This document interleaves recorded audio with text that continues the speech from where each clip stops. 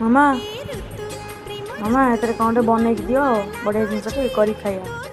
चलते अच्छी बनवा पुअर फरमाइश रे पोटल आलू पनीर रसा। देखो ये हूँ मसला, ये हूँ पोटल आलू पनीर। देखो पोटल को एपरी भाव में काटिए, आलू को भी एपरी भाव में काटिए। देखो आउ कि कड़े तेल गरम कर आलू को एमती लाल लाल कर भाजे और पोटल को भी लाल लाल कर भाजे। कड़े किसी तेल पकई तादे तेजपत्र और गोटा मसला मु बाटी रखा से मसला को सब पकई ये लंका गुंड हलदी गुंड करी पाउडर गरम मसला ये सब पकई किस समय कषिला आलू पोटल पनीर को भल भाव में एपट सेपट करवा।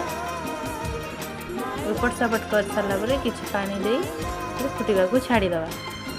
देखो फुटा छाड़ी सारापर देखो हो गला आमर पोटल आलू पनीर रेडी।